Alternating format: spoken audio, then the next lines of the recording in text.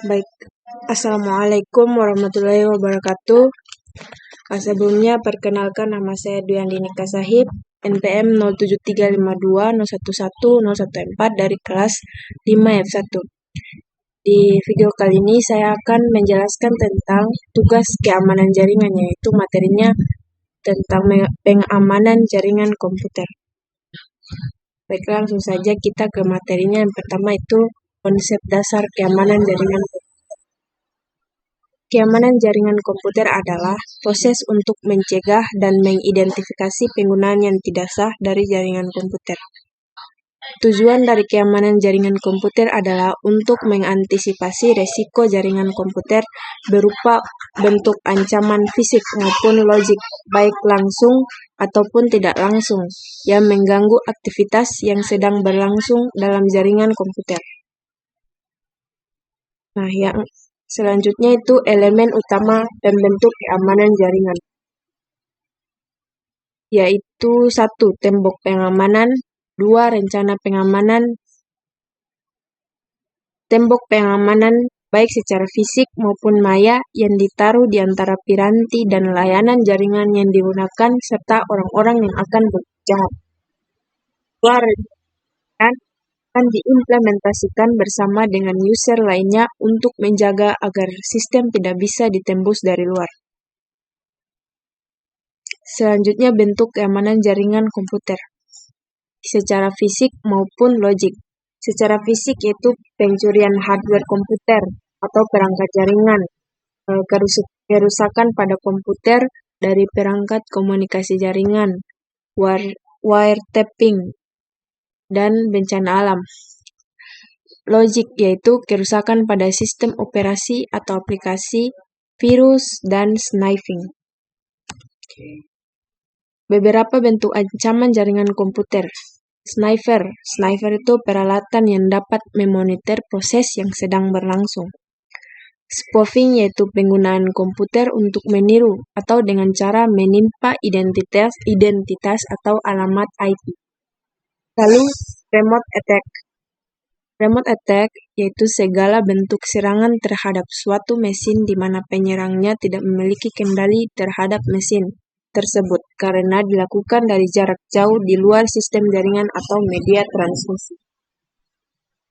Hole, kondisi dari software atau hardware yang bisa diakses oleh pemakai yang tidak memiliki otoritas atau meningkatnya tingkat pengaksesan tanpa melalui proses otorisasi.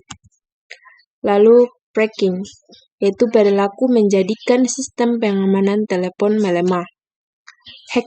Yang selanjutnya hacker.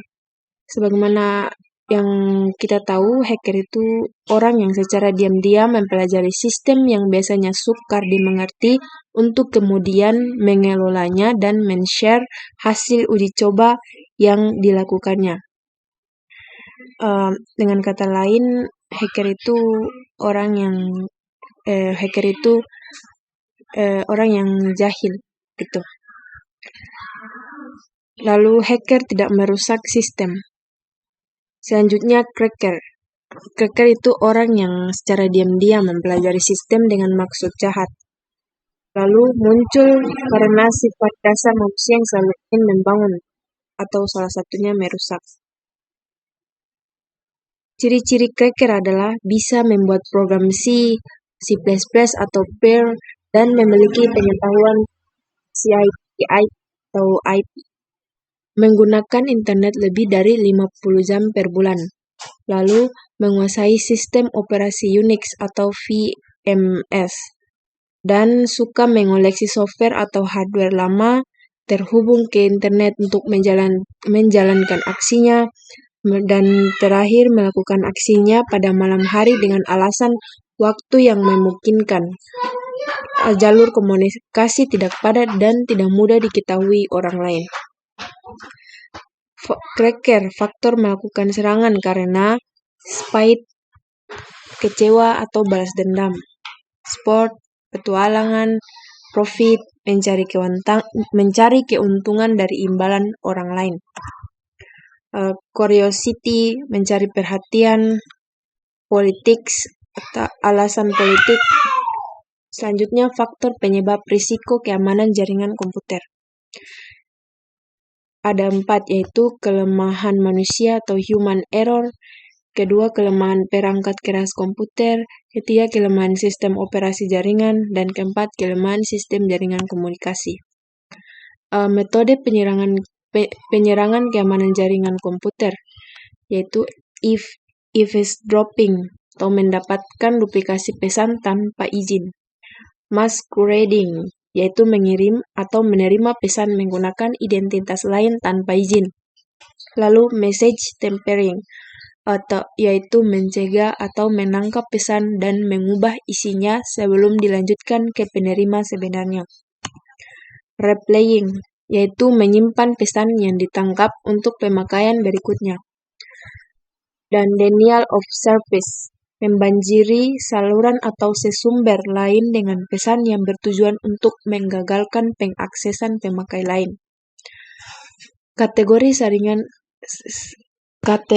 serangan keamanan jaringan komputer.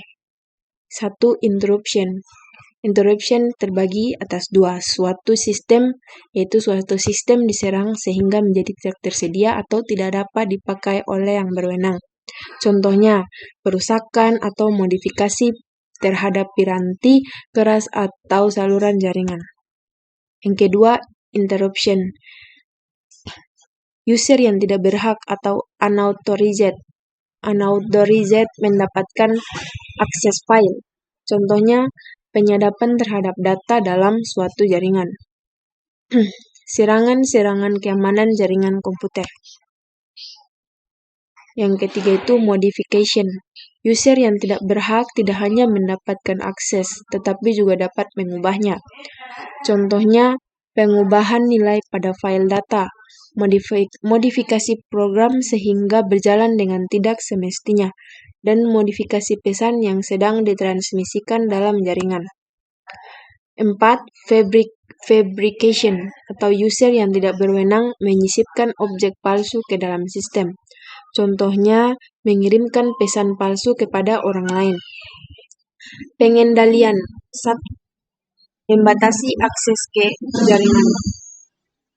1. Membuat tingkatan akses, yaitu melakukan pembatasan sehingga memperkecil peluang penembusan oleh pemakai yang tidak diotorisasi.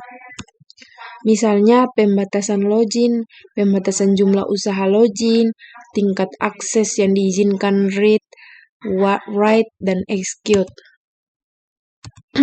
Kedua, mekanisme kendali akses, yaitu melakukan user authentication atau autentikasi pemakai, yaitu masalah identifikasi pemakai ketika login. Selanjutnya, metode autentikasi didasarkan pada 3 cara. 1. Sesuatu yang diketahui pemakai, misalnya password, kombinasi kunci, nama kecil ibu mertua, dan sebagainya. Kedua, sesuatu yang dimiliki pemakai, misalnya badge, kartu identitas, kunci, dan sebagainya. Dan yang ketiga, sesuatu mengenai atau ciri pemakai, misalnya sidik jari, sidik suara, foto, tanda tangan, dan tanda tangan. Ketiga, waspada terhadap rekayasa sosial, mengaku sebagai eksekutif yang tidak berhasil mengakses dengan menghubungi administrator via telepon atau fax.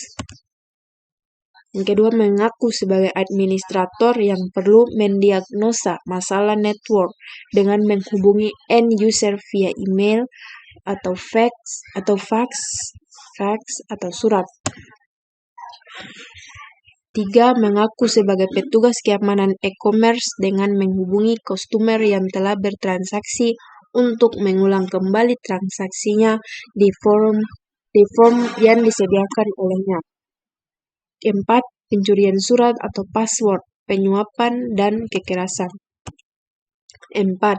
Membedakan sumber daya internal dan eksternal, yaitu salah satunya memanfaatkan teknologi firewall yang memisahkan network internal dengan network eksternal. 5. Sistem autentikasi user, Sistem autentikasi user adalah proses penentuan identitas dari seseorang yang sebenarnya. Diperlukan untuk menjaga keutuhan atau integriti dan keamanan security data. Nah, itu saja penjelasan dari saya. Lebih dan kurangnya saya mohon maaf. Wabillahi taufik wal hidayah. Wassalamualaikum warahmatullahi wabarakatuh.